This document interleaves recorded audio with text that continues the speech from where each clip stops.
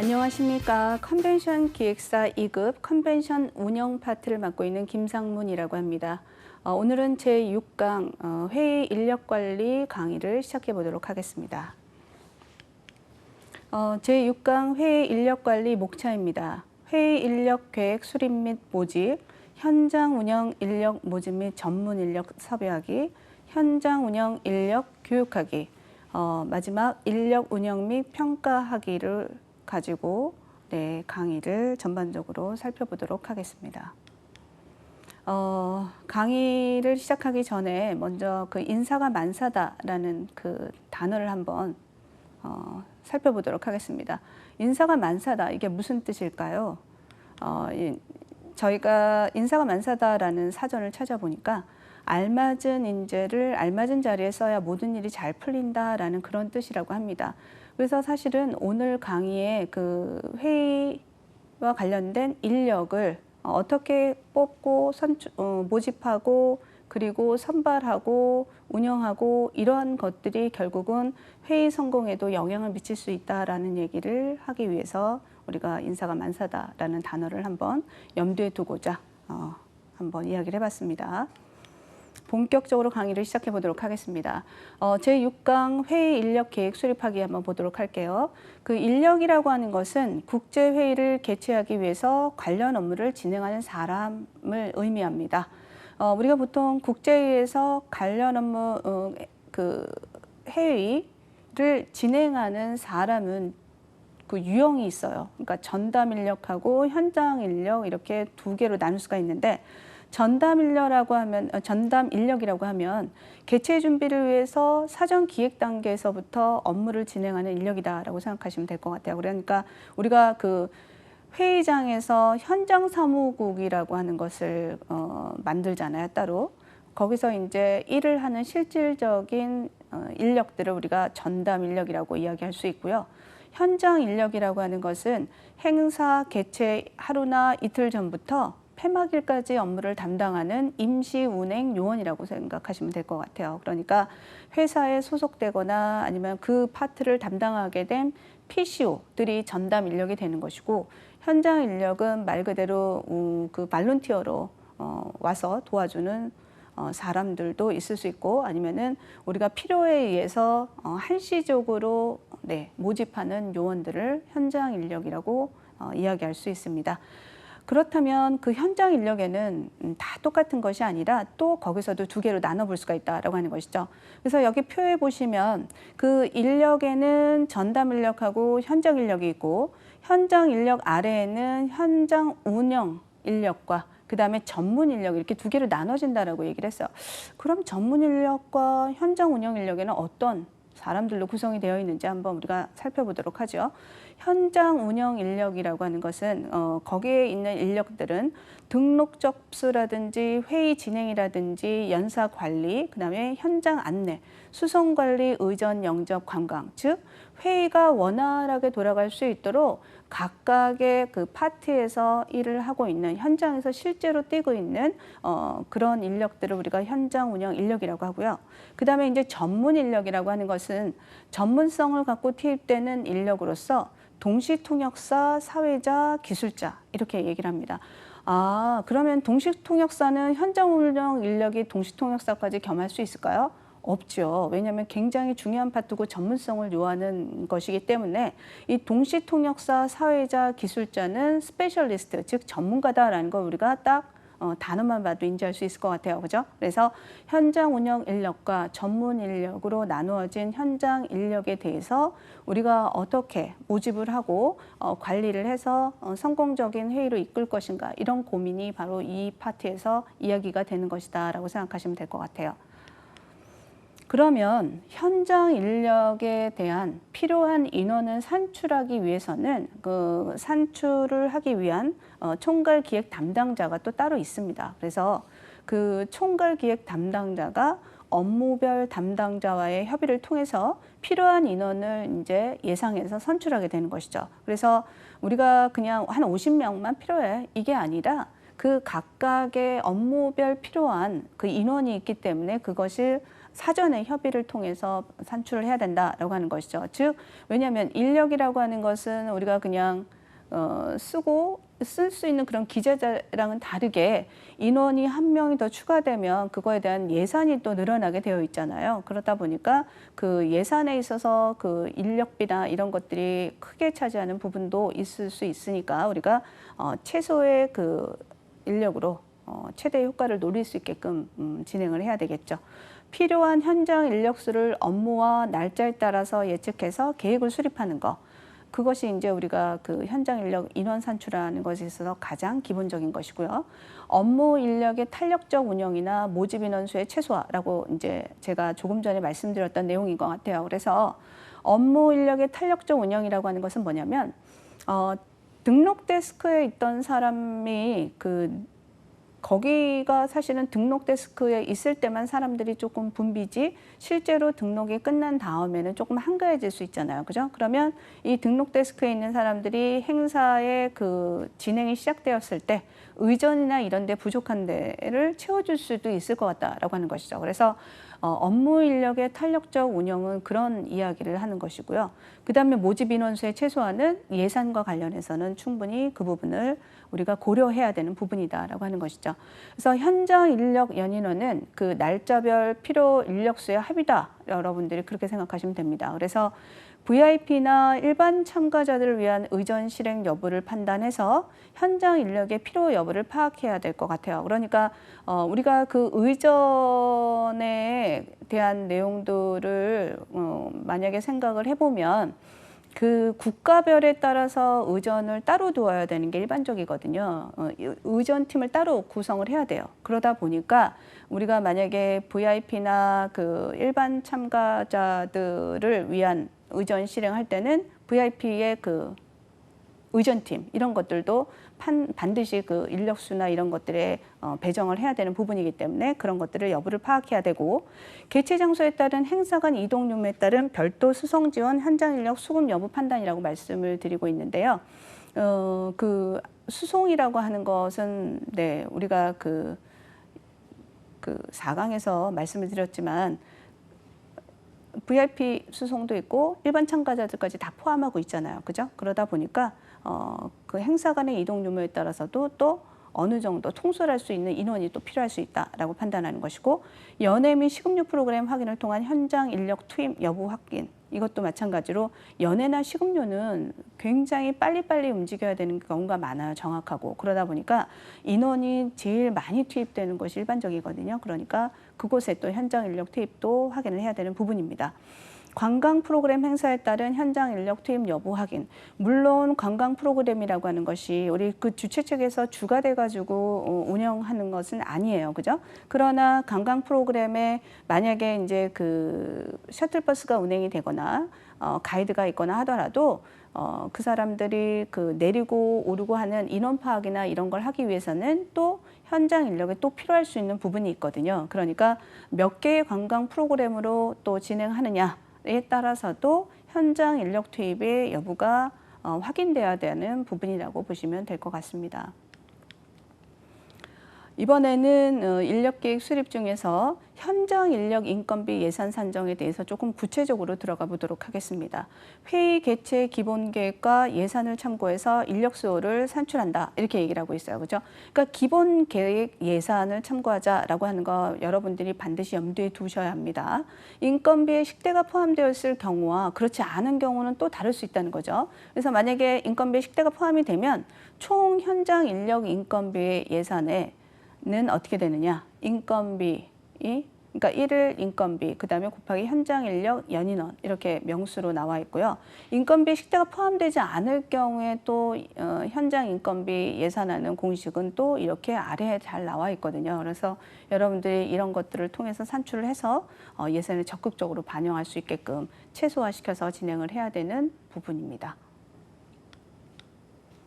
국제회의 개최 규모를 기준으로 사무국 업무를 보조할 현장 인력 수를 결정한다라고 얘기를 하고 있습니다. 그죠? 사무국 업무, 그러니까 우리가 PCU가 있어요. 그죠? 그래서 기존의 전담 인력이 있는데 전담 인력이 여러 일들을 총괄해야 되는 컨트롤러 역할을 하기 때문에 실질적으로 막 갑자기 뭐 이쪽 파트에서 저쪽 파트로 가는 잔심부름을 해야 되는 경우나 급하게 그 예상치 못한 그 일들이 벌어졌을 때 업무의 그 그 업무를 원활하게 그 진행하기 위해서 그 파트로 사람을 막 보내야 되는 경우가 있거든요.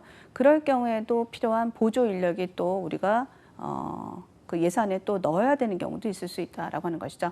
그래서 국제회의 개최 규모에 따른 사무국 업무 현장 인력수를 우리가 한번 그 표를 가지고 한번 보도록 하겠습니다. 여기 이제 총 참가자 수가 328명, 33개국 이렇게 나와 있습니다. 그래서 사무국 현장 인력수는 1명이다 이렇게 나와 있고, 여기 아래는 참가자 수가 775명이고 참가국은 35개국으로 나와 있습니다. 그죠? 그러면 위에 300명은 1명이고 700명의 그 참가자 수는 2명으로 나와 있는데, 이것도 여러분들이 그냥 대략 이렇지라고 하는 것이 아니라 그 아래에 나와 있는 그 설치 기준을 참고하셔가지고 여러분들이 배치를 해야 된다라고 보면 될 것 같아요. 즉 사전 등록 부스는 참가자 수를 기준으로 한 부스 설치를 기준으로 하고 있다라고 하는 건데, 만약에 참가자가 1000명 이하일 경우에는 300명당 하나의 부스를 만들 수 있고요. 1000명 이하, 1000명 이하, 2000명 이하일 경우는 1000명 이상 2000명의 이하일 경우에는 400명당 한 부스, 그다음에 2000명 이상일 경우에는 500명당 한 부스, 이렇게 기준이 있습니다. 그러니까 여기 나와 있는 1000명 이하의 참가자 수 328명에 대해서는 그죠? 하나의 부스 1명을 또 추가할 수가 있고, 그다음에 그 775명에는 2명의 인력수를 넣을 수 있다라는 걸 우리가 알 수 있을 것 같아요. 등록 부문의 현장 인력 수요 파악. 우리가 그 사무국을 제일 먼저 인력 보조 인원을 이제 수요를 파악했습니다. 그죠? 그러면 각 업무별 그 인력을 파악을 해야 되는 거예요. 수요를 파악하는데, 두 번째는 등록 부문의 현장 인력 수요 파악입니다. 전차 대회 등록자 수나 사전 등록수, 그다음에 예상 현장 등록수 등을 고려해서 인원을 예측해야 되고요. 그다음에 숙박 부문의 현장 인력 수를 파악해야 된다라는 얘기를 하고 있습니다. 즉 호텔 내 숙박 안내 데스크에 설치를 하냐 마나, 그다음에 끝까지 우리가 설치를 해서 오랫동안 그 행사 끝까지 가는 경우도 있고, 아니면 하루 만에 그 숙박 안내 데스크를 그 철수시키는 경우가 있거든요. 그런 거에 따라서도 인원 수요를 파악해야 된다. 그리고 이제 전혀 예상치 못하게 노쇼나 예기치 못한 상황이 생기는 경우에 그것을 효율적으로 대응할 수 있는 또 보조 인력이 필요한 경우도 있기 때문에 이런 것들도 수요 파악에 염두에 두어야 하는 것이다. 그다음에 이제 VIP가 숙박을 할 경우에 총 숙박 인원을 고려해서 호텔당 필요한 현장 인력을 배치하는데 중요한 결정적 요인이 될 수도 있다라고 하는 것이죠. 왜냐하면 계속해서 이야기를 하지만 VIP가 여러 명일 경우에는 그거를 또 지원해주는 현장 인력이 또 그만큼의 수가 필요할 거 아니에요. 그죠? 그러니까 그런 것들을 고려한 수요를 파악해라라고 하는 내용이고요. 그다음에 이제 학술 부문의 현장 인력 수요 파악입니다. 우리가 이제 그 전체 회의라고 하는 플래너리 세션과 그다음에 분과별, 그죠? 분과 회의의 일정이나 장소를 확인할 필요가 있는데, 동시에 사용되는 회의실 최대 개수를 확인해서 그다음에 그 인원을 파악을 해야 되고, 회의실의 규모나 예상 참가자 수, 그다음에 수행 업무 등을 여러분들이 잘 관리를 해야 될 것 같겠죠. 예를 들어서 이제 뒷부분에 나오긴 하겠지만, 그 프리뷰 룸에서 현장 인력이 필요하다라고 하면 거기는 이제 계속해서 고정으로 있어야 되는 사람이거든요. 그래서 다른 업무 쪽에 지원하기가 어려울 수 있기 때문에, 그리고 그 만약에 발표하는 그 분과에 지원해줘야, 만약에 이제 발표하는 세션이 여러 개잖아요. 그죠? 그러면 어떻게 돼야 되나요? 거기에 이제 보조해줘야 되는 그 현장 인력이 또 그만큼 수가 늘어나야 되는 부분이기 때문에 그런 것들을 다 고려해야 된다라는 얘기를 하고 있습니다. 그다음에 이제 동시 통역이 필요한 경우에 전문 동시 통역사의 수호 산출. 지금까지는 그 현장 그 운영 인력에 관한 내용들에 대해서 수요 파악을 했다면, 지금 동시통역이라고 하는 것은 아까 전문 인력이라고 말씀을 드렸습니다. 그죠? 그래서 전문 인력인 경우에 특히 동시통역 같은 경우에는 영어, 중국어, 영어, 그다음에 일본어, 영어 만약에 불어, 영어, 독일어 이렇게 거가 이루어져야 되잖아요. 그죠? 그래서 동시통역사의 수를 또 그 얼마만큼의 필요한 동시통역에 따라서도 산출이 되어야 되는 부분이다라고 하는 것이죠. 그래서 여기 동시통역이 필요한 회의 수와 그다음에 회의 진행 시간과 동시통역 언어를 결정함에 따라서 또 수요가 파악이 돼야 된다는 건데 특히나 이제 동시통역 같은 경우에는요. 고도의 집중을 요하는 그러한 그 작업이란 말이에요. 그러다 보니까 보통은 2명당 한 팀으로 통역을 수행을 하고 있지만 만약에 회의 진행 시간이 좀 길어졌다. 토론이나 이런 시간들이 길어지거나 이러게 되면 3인이 투입되는 경우도 있거든요. 그렇게 되면은 뭐야?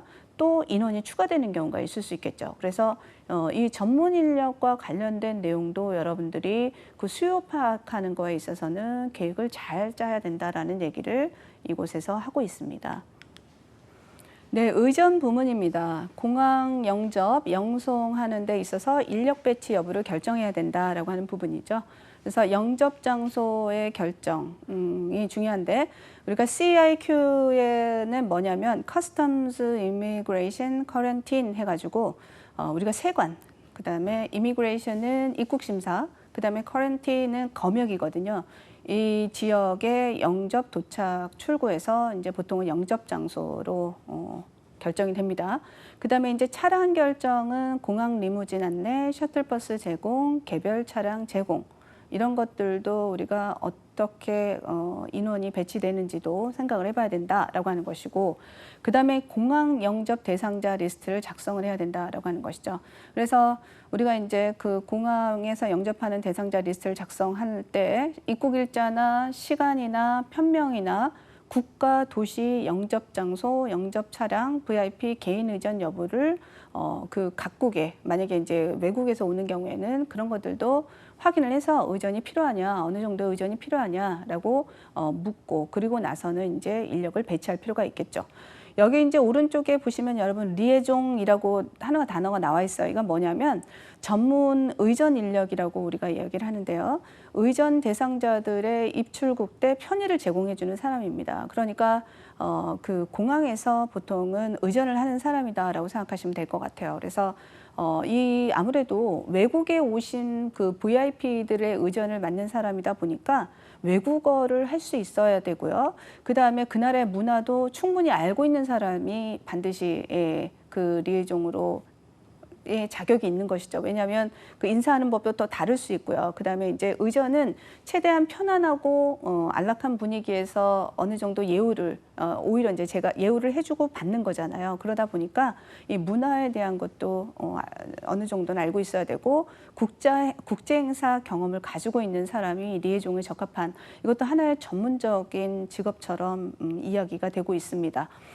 그러면 이제 의전 부분에 대한 이야기를 하는 거에 있어서 스케줄표를 우리가 한번 참고를 한번 해보죠.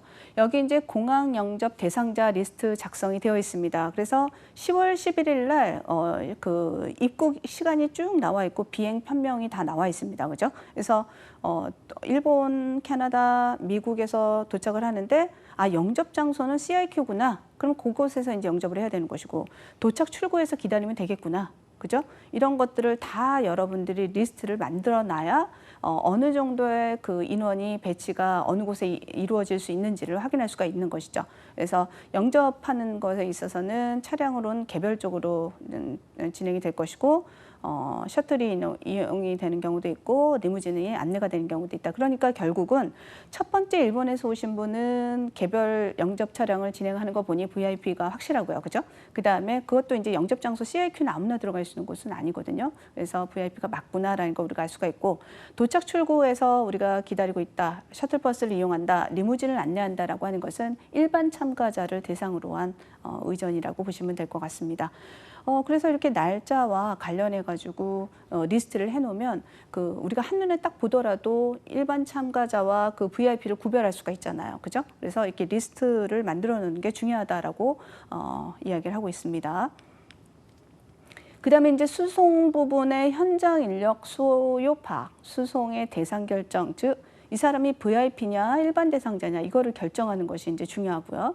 셔틀버스 운영 노선을 결정해야 되는데 공항 숙박, 회의장 숙박, 회의장 외부 행사, 즉 어느 쪽 노선에 갈 것인지 그 노선의 인원이 어떻게 되는지를 파악하는 거에 있어서도 즉 현장 인력이 또 수요가 현장 인력이 필요할 수 있겠죠.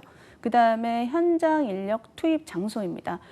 투입 장소는 승하차장에서 투입을 시키느냐, 행사장, 승하차장에서 투입을 시키느냐, 아니면 셔틀버스를 탑승하면서 행사 인력을 투입할 것인가.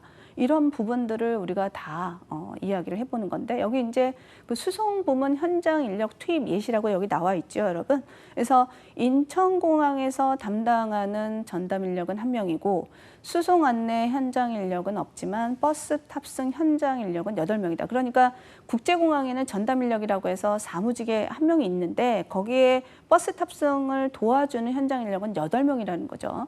그다음에 뭐 호텔 가는 전담 인력과 그 수송 안내 현장 인력이 또 1명씩 투입되고 있구나. 그다음에 소피텔, 호텔 관련해서는 2명, 뭐 이런 식으로 해서 여기 이제 이렇게 그 투입 관련된 예시가 나와 있다 보니까 리스트를 만들어 놓으면 훨씬 더 수월하게 관리할 수 있다라고 하는 것이죠. 그래서 인력 관리에서 가장 중요한 것은 아까도 말씀드렸다시피 그 예산에 맞춰서 그 인력을 구성을 해야 되기 때문에 최소한의 인력을 뽑아서 최대의 그 효율을 만들 수 있어야 되는 부분이잖아요. 그러니까 이렇게 표로 계속해서 뭔가를 그 팔로우업하고 하는 과정, 리스트화시키는 과정이 굉장히 중요하니까 여러분들이 그 표를 잘 참고하시라고 표를 만들어서 가지고 왔습니다. 그다음에 이제 관광 부분의 현장 인력 수요 파악을 한번 해볼까요? 관광 프로그램 코스별 신청자 수에 맞게끔 우리가 현장 인력을 수요를 파악할 필요가 있겠죠. 아까도 관광 프로그램에는 사전이 있고 사후가 있다, 그죠? 그다음에 반일 관광도 있고 하루 종일 하는 관광 프로그램이 있습니다. 보통 이제 반일 관광 같은 경우에는 사전 프로그램에 있을 수 있고요. 일일 관광 같은 경우에는 조금 이제 물론 이제 사전에도 이루어지지만 피곤하지 않아야 되니까 이 일일 꽉 채워서 하는 관광 같은 경우에는 이제 사후로 진행이 되는 경우가 많습니다. 거기에 맞는 관광 프로그램 신청사 수를 잘 확인할 필요가 있고 동반자 프로그램의 사업 시찰에 프로그램에 들어가 있는 신청자 수, 현장 접수자, 지역관광 안내 데스크에 있어야 되는 사람들, 그다음에 통역이 필요하면 전문 인력을 또 배치해야 되는 부분이 있고요. 그다음에 관광 업무 현장 운영 인력 및 전문 인력 정리가 필요하다라고 하는 것이죠. 그러니까 실제로 관광 업무에 필요한 인력과 전문 인력, 통역이 필요한 인력을 여러분들이 잘 구분해서 관광 부문에서도 수요를 파악하고 리스트화 시킬 필요가 있다라고 하는 부분입니다. 그리고 이제 그 행사 인력 가운데서도 가장 많은 인력이 투입되고 있는 특히나 만찬 때문에 행사나 식음료 부분의 현장 인력 수요를 파악하는 것이 중요하다는 얘기를 했습니다. 즉 개회사, 그다음에 환영 리셉션, 그다음에 각종 만찬 및 공식 행사가 있고요. 그다음에 우리가 회의 중간에 오전에 한 번, 오후에 한 번 뭐가 있다고 그랬어요? 커피 브레이크가 있다고 그랬죠. 그래서 커피 브레이크의 제공 횟수, 만약에 이 3일이라고 하면 최종 6번이 이루어지기 때문에 이 커피 브레이크의 제공 횟수나 시간이나 장소, 그다음에 프로그램의 예상 참가자 수 같은 것들을 확인해서 행사나 식음료 부분의 현장 인력 수요를 파악할 수 있다, 파악해야 되고 특히나 만찬이나 공식 행사에는요, 그 통역과 관련된 부분이 계속해서 나올 수 있고요. 그 다음에 사회자가 드디어 등장을 합니다. 그래서 이 사회자도 전문 인력에 포함이 되어 있기 때문에 이 사회자가 정말 필요한 부분은 어떠한 행사장인지도 여러분이 점검을 해서 수요를 파악할 필요가 있습니다. 행사 및 식음료 부분 현장 운영 인력 및 전문 인력을 정리를 해서 이것 또한 여러분들이 잘 관리할 필요가 있다. 그 다음에 이제 홍보, 출판 부문의 현장 인력 수요 파악이다라고 하는 건데 행사 기간 동안에는 각종 인쇄물이 있죠, 여러분. 그래서 우리가 이제 그 프레스 킷도 있고 콩그레스 킷도 있었어요. 그래서 참가자들에게 주는 킷도 있고 아예 기자들에게 또 참가자들한테 주는 거 이외에 조금 그죠? 다른 프레스 킷이 있을 수 있는데 프레스 그러한 그 인쇄 자료 등을 보관하고 있다가 이게 나중에 행사가 끝나고 나서 사무실로 가야 되는 건지 아니면 행사 중간에 만약에 늦게 오는 사람들이 있으면 그것들 또 줘야 되는 부분이 있기 때문에 각종 인쇄물과 관련된 인력들 또 파악할 필요가 있다.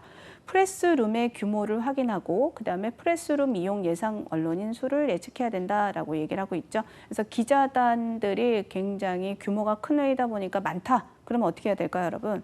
그죠? 거기에 이제 그 지원해주는 현장 인력도 여러 명이 좀 투입될 확률이 높겠죠. 그런 부분에 대한 이야기를 여기서 하고 있습니다.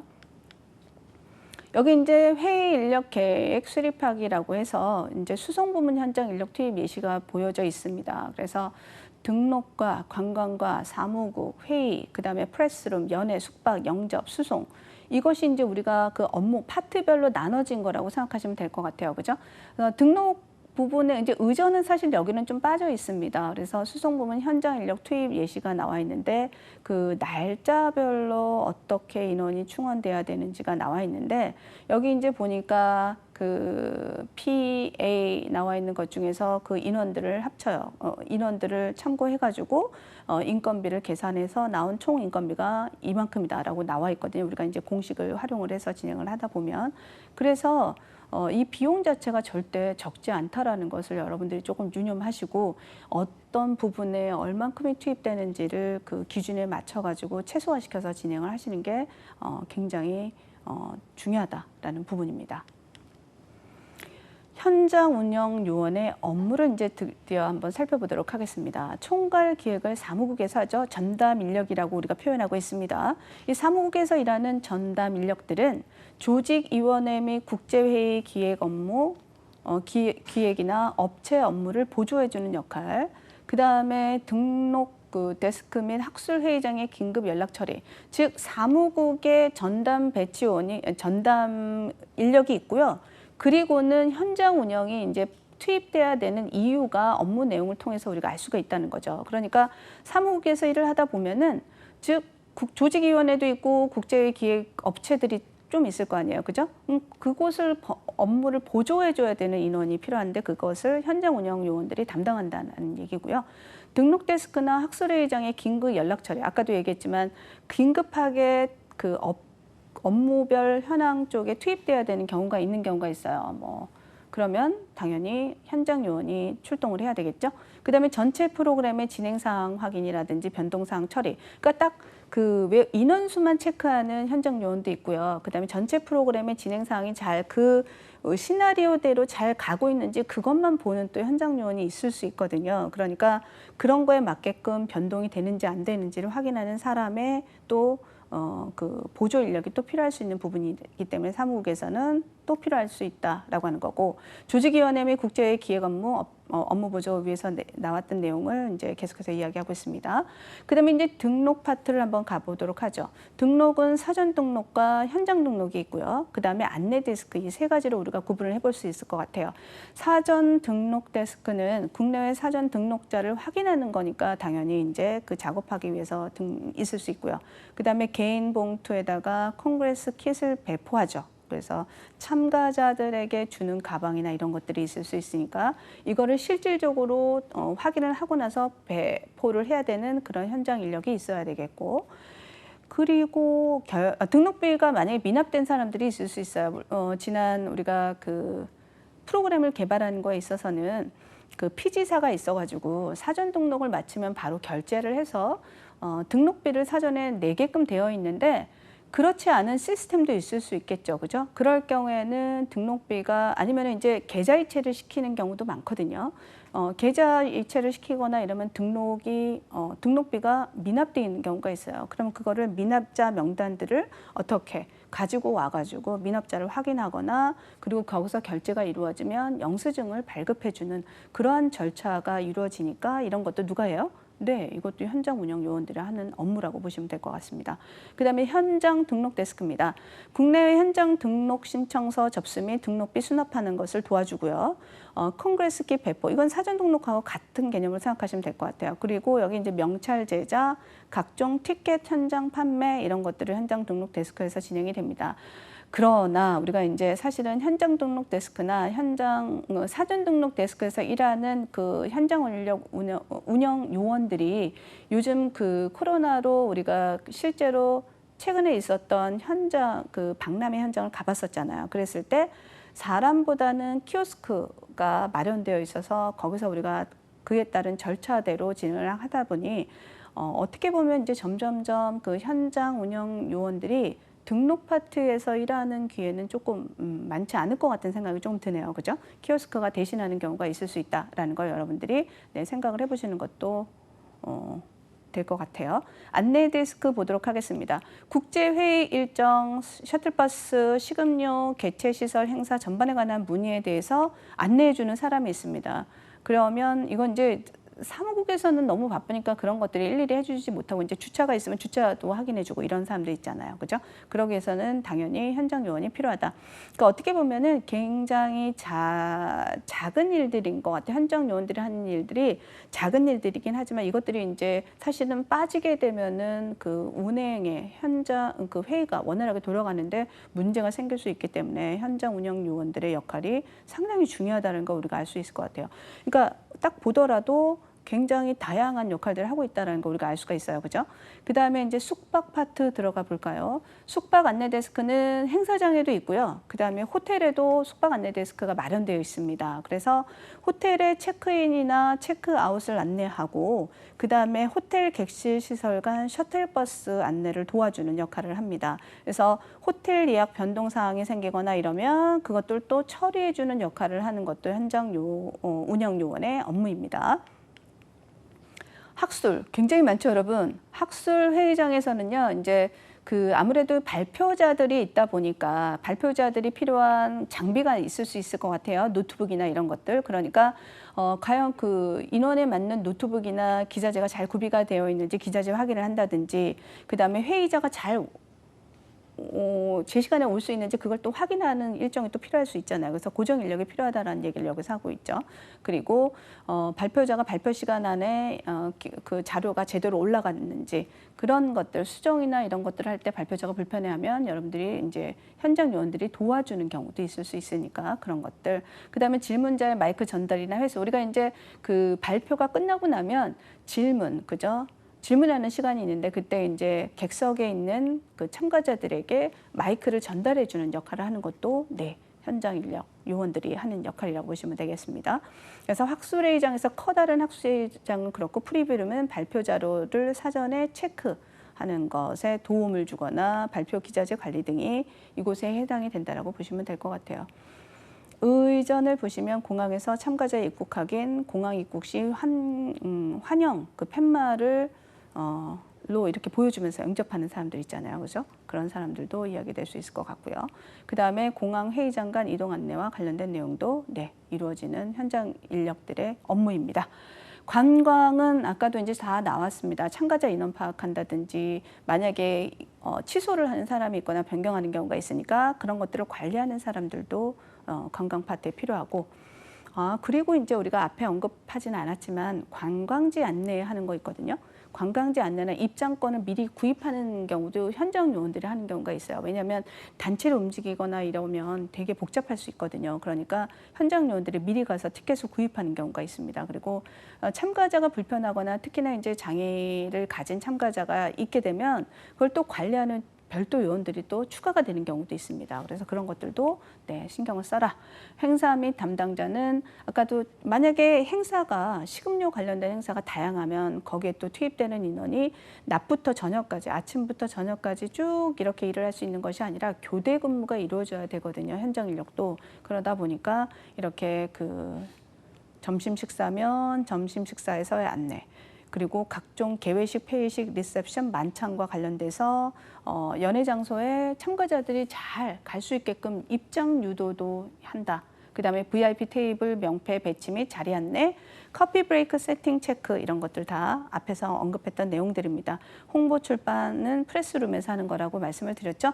근데 이제 프레스룸에는 이렇게 홍보자료 배치시키는 것뿐만이 아니라 여러 가지 사무용품들도 필요하다고 했었잖아요. 그죠? 그런 것들이 이제 떨어지지 않고 계속해서 주고 음료나 다과 이런 것들 관리하고 불편사항 접수 이런 것들에 관련된 현장 인력들의 우리가 내용들을 한번 살펴봤습니다.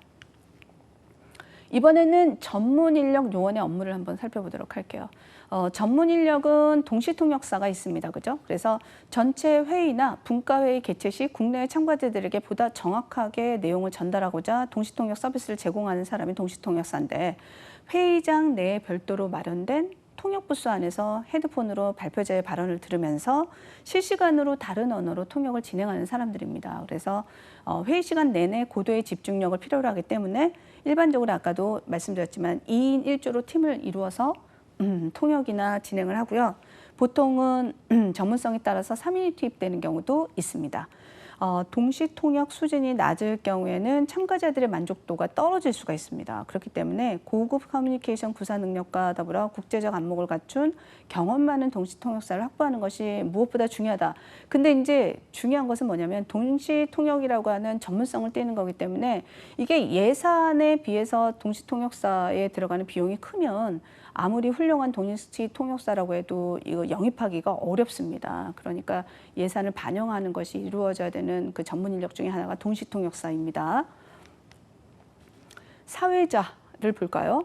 사회자는 뭐 그냥 그렇게 전문 인력인가요? 제가 그렇게 아까 사회자가 전문 인력이라고 얘기했는데 거기에 대해서 또 이제 생각을 해봐야 되겠죠. 즉 행사별 특성에 따라서 사회자에게 주어지는 역할이 매우 중요하다라고 하는 것이죠. 흥을 돋궈야 되는 부분에서는 사회자가 흥을 돋궈야 되고, 그 다음에 회의 분위기를 집중할 수 있게끔 도와주는 것도 사회자의 역할이거든요. 그래서 행사의 진행 내용이 이후 회의 일정의 분위기라든지 아니면 국제에 대한 인상이라든지 이미지에 영향을 미칠 수 있다. 그렇기 때문에 규모나 성격, 참가자들의 성향 등을 파악해, 즉 국제회의 규모, 성격, 참가자들의 성향을 파악해서 행사 분위기를 리드하고 시간을 분배하고 이러한 노련한 사회자를 섭외할 필요가 있다라고 하는 것이죠. 그러니까 너무 사회자가 뒤에 만약에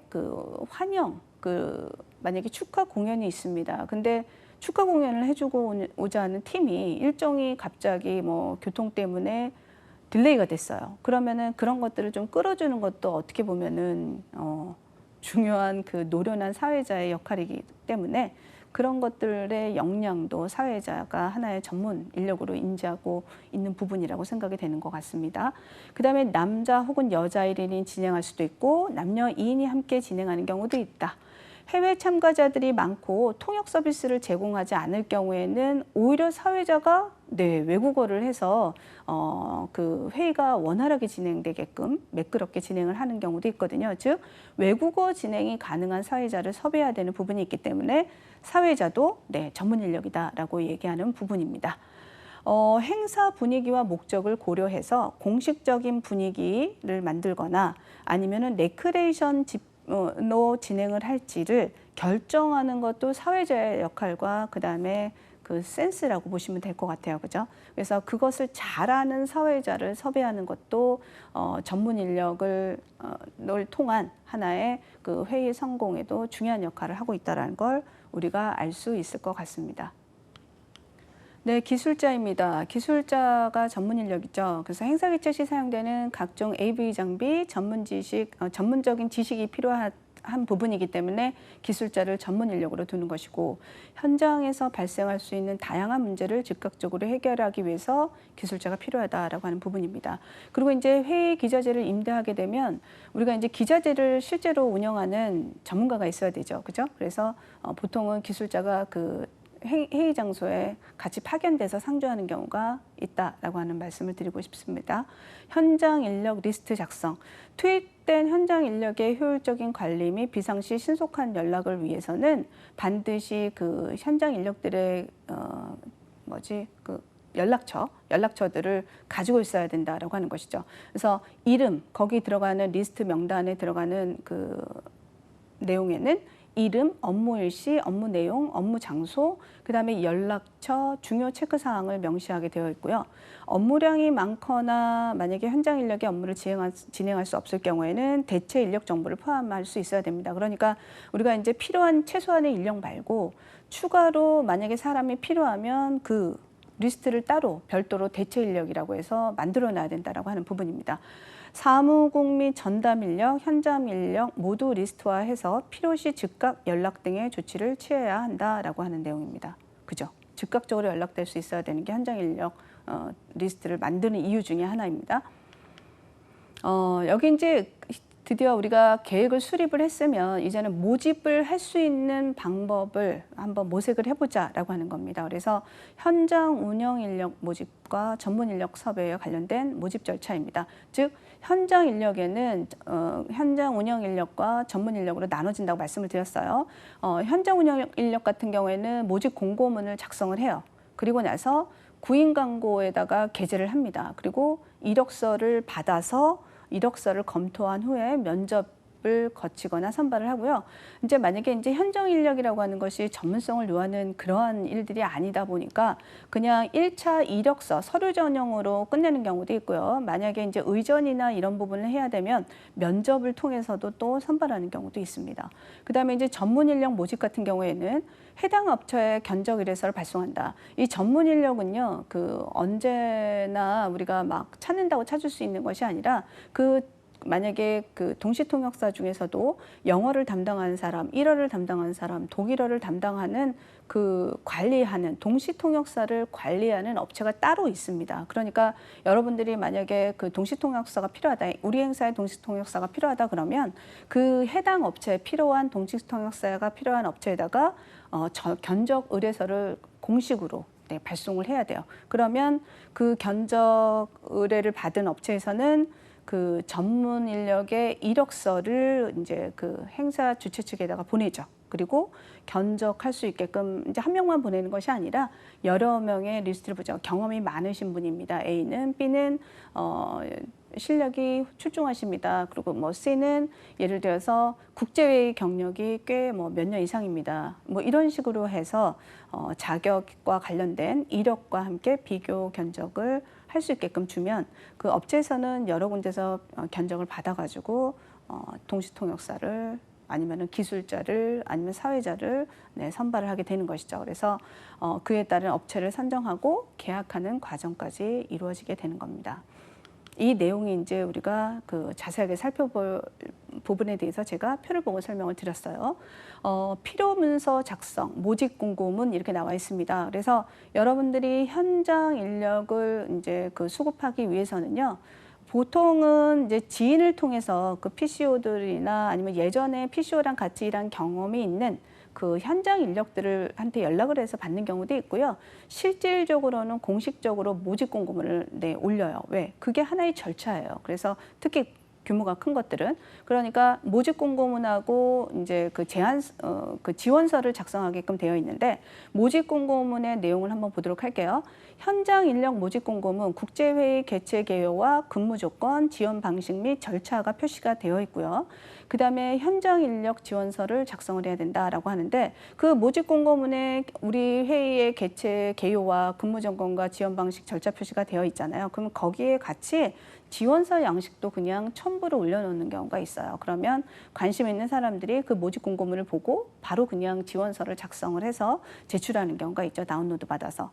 그렇다면 전문 인력은 어떻게 모집하느냐. 아까 전에 말씀드렸다시피 아예 전문 통역사나 이런 사람들을 관리하는 전문 업체가 있습니다. 그죠? 그러니까 제공업체 전문 인력 견적 요청서를 발송해서 담당자 연락처하고 국제회의 정보 소개, 즉 주최 측의 담당자 연락처죠. 그래서 제 연락처니까 견적을 요청합니다. 이렇게 보냅니다. 그리고 국제회의 정보를 소개하는데 이제 중요한 것은 만약에 동시통역사라고 하면은 자기가 분명히 잘하는 분야에 통역을 할 수 있는 분야가 있을 거란 말이죠. 그죠? 그렇게 되니까 회의에 대한 정보를 줘야 되는 것이죠. 그래서 만약에 의료 쪽에 특화된 동시통역사가 있을 수 있거든요. 그러니까 우리 국제회의는 의료 관련 겁니다라고 소개를 하면 그거와 관련된 전문 업체에서 그러한 통역사를 또 섭외할 수 있게끔 회의 정보를 소개하는 것도 같이 발송을 합니다.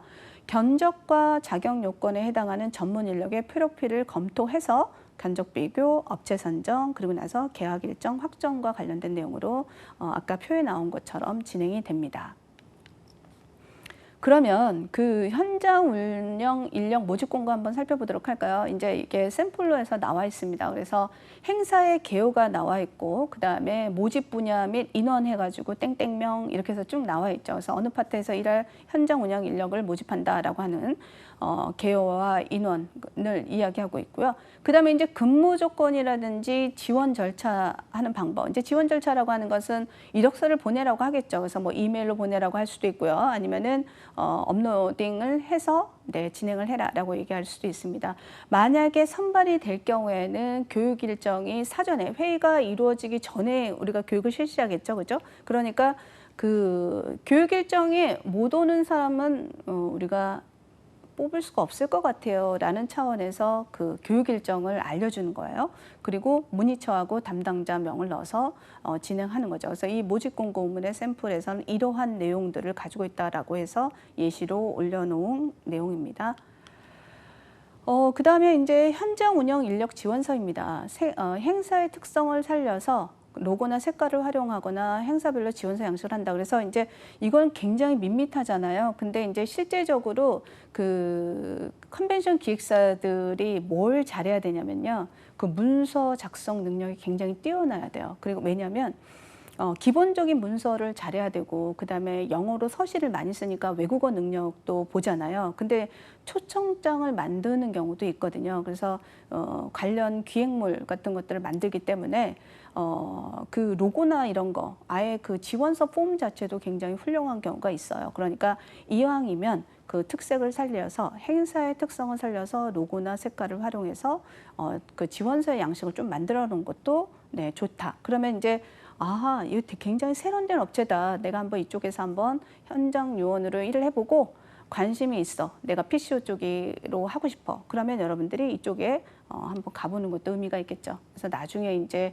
현장 요원은 사실은 PCO로 나중에 갈 사람들이 많이 일을 하는 곳이기 때문에 이런 것들도 도움이 될 수 있다라고 하는 것이죠.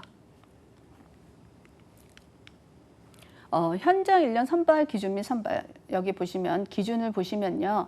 그 지원자의 학력과 경력과 어학 수준의 선발 기준을 정한다라고 나와 있습니다. 그럼요. 학력, 경력, 어학 수준. 근데 특히나 이 호스피탈리티 쪽 중에서도 마이스 이렇게 컨벤션 이쪽에서 일하는 사람들의 학력이 꽤 높고요. 경력도 조금 많아. 진짜 일을 좋아하는 사람만이 할 수 있어요. 그러니까 굉장히 단시간에 계약된 일정이라고 하는 것이 단시간에 이루어지는데 고도의 집중력을 요하기 때문에 그 진짜 일을 좋아하지 않고서는 할 수가 없는 일들이 많거든요. 그러니까 경력이 많은 사람들도 좀 있기도 하고요.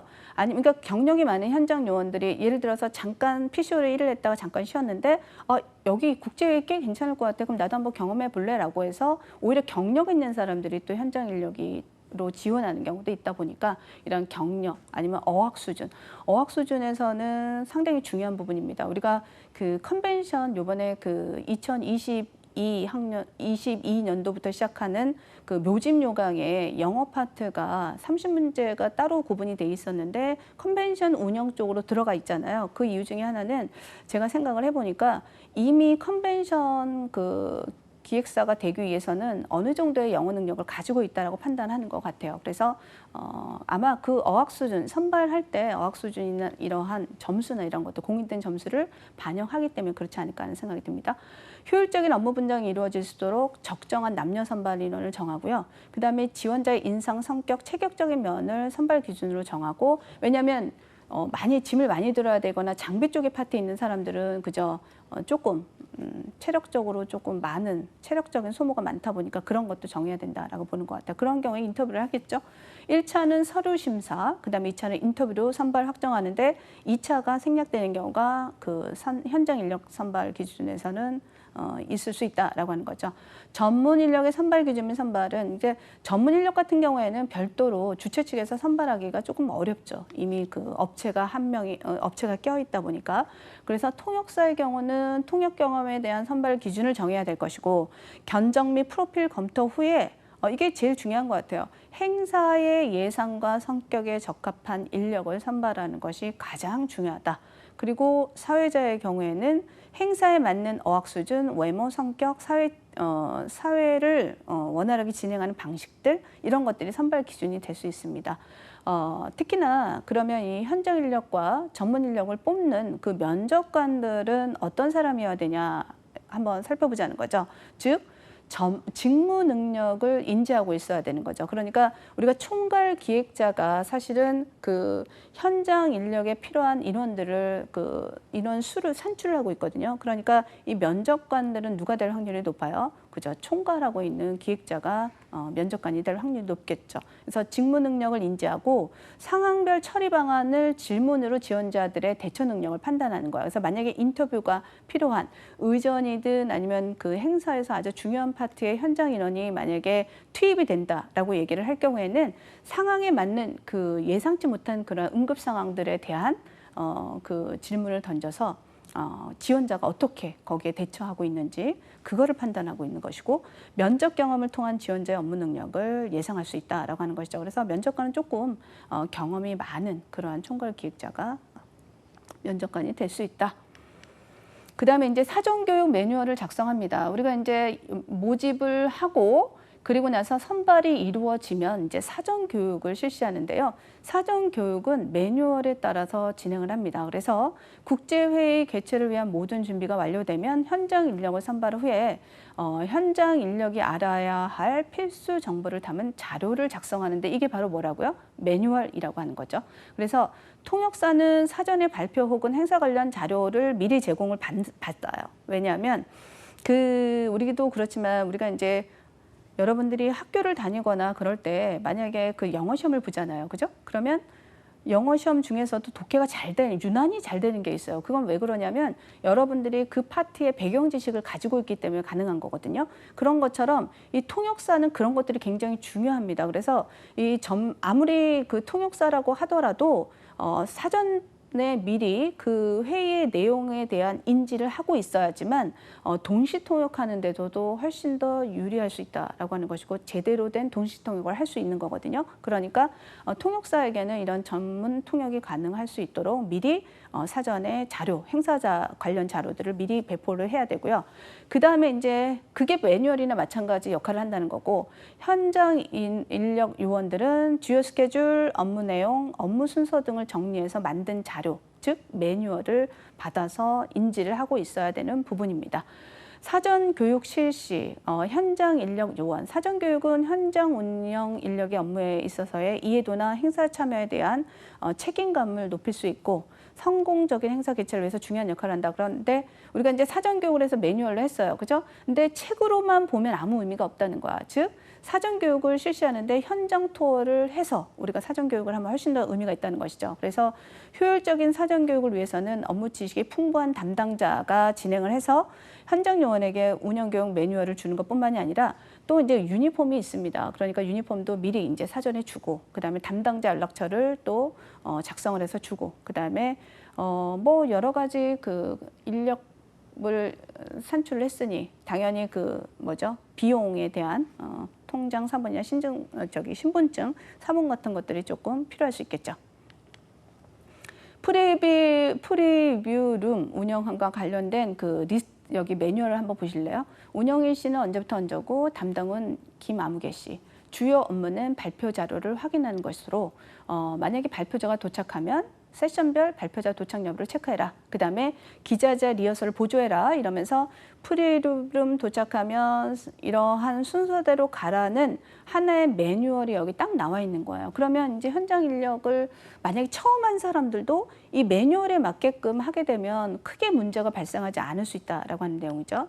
그 다음에 이제 회의 리허설이 필요합니다. 회의 리허설은 회의 개최를 앞두고 회의장에서 모든 가구, 장비, 시스템을 설치하고 전담 인력이나 현장 운영 인력, 그 다음에 그 개최 시설 담당자, 서비스 제공업체들까지 모두 행사와 관련된 모든 사람들이 와서 실제처럼 예행 연습을 하는 것이다라고 보시면 될 것 같아요. 그러니까 등록, 학술회의장, 영접, 영송 이런 것들도 다 포함이 되고 이제 여기서 이제 중요한 것은 회의 리허설을 하는 것 중에 하나는 참가자 동선을 확인하는 건데 혼잡 사전을 방지하고 수송 루트를 확인하는 거예요. 즉 뭐냐면 현장 인력 그 요원들은 발빠르게 문제점을 해결해야 되잖아요. 그러니까 이쪽에 혼잡할 여러 번 행사를 해보니까 혼잡이 많이 이루어지는 지역이다라는 걸 사전에 인지를 하고 있어야 새로운 만약 VIP가 가게 되면 다른 쪽 루트를 통해서 갈 수 있게끔 진행을 한다는 거고 그다음에 응급 상황이 나오면 그거에 대해서 적절하게 대처할 수 있게끔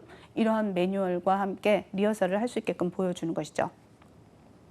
체크리스트 및 업무별 업무 플로우 흐름도 같은 것들 그다음에 응급 진행 큐시트 이런 것들을 작성을 합니다. 리허설 할 때.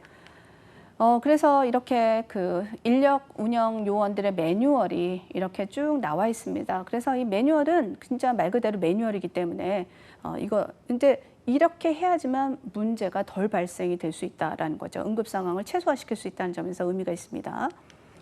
그다음에 여기는 이제 대화식 큐시트입니다. 여기 이제 김아무개 씨가 3시에 공연팀에 도착을 확인해서 대북 연주팀이나 가야금 연주팀에다 연락처를 해라. 뭐 이런 식으로 해서 공연과 관련된 내용들이 시간대별로 자세하게 설명이 되어 있죠. 이런 것들을 여러분들이 참고하시면 될 것 같아요.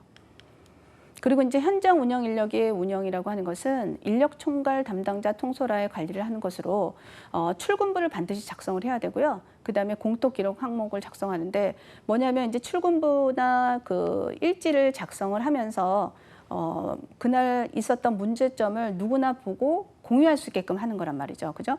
특이사항이나 요청사항 같은 것들을 그 일지에 적을 수 있기 때문에 누구나 볼 수 있게끔 해야 된다라고 하는 것이고 업무별로 작성을 하고 업무 일지 같은 경우에는 행사 종료 후에 집계나 결과 보고서의 내용으로도 활용할 수가 있죠. 그러니까 행사를 진행하다 보면 도대체 어떤 것들이 빠졌는지 잘 모를 수도 있어요. 너무나 바쁘게 지나가면. 그러면 이제 그 현장 운영 인력들이 매일매일 적어놓은 업무 일지를 통해서 이런 부분이 있었구나라는 것을 결과 보고서에 반영할 수 있겠다라고 하는 것이죠.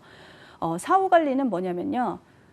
드디어 이제 행사가 끝났어요. 그러니까 네, 수고하셨습니다. 그리고 뭐 계좌를 곧 며칠 후에 입금될 예정입니다. 이렇게 해서 끝나는 것이 아니라 저희 행사에 이렇게 참여해 요원으로 귀한 시간을 내주셔서 고맙다라고 하는 감사 편지를 발송하고 결국 이 감사 편지를 발송을 해서 이제 내가 만약에 행사 요원이다. 그렇게 되면 기획사에 굉장히 긍정적인 이미지를 줄 수도 있고 긍정적인 이미지를 줄 수가 있고요. 그 다음에 이제 만약에 행사가 다 끝나면 이것도 하나의 경력이 되죠. 행사 요원들에겐. 그러니까 행사 참여 확인서를 발송을 해주는 게 맞다라고 하는 것이죠. 그래서 여기는 이제 아래는 현장 운영, 인력 운영과 관련된 그 내용이 나와 있네요. 저희가 이제 그 회의 인력 계획 수립하기의 모든 강의는 여기서 이제 끝이 났고요. 다음 회차는 제7강 회의 위기 관리에 관련된 내용입니다. 네, 수고하셨습니다. 감사합니다.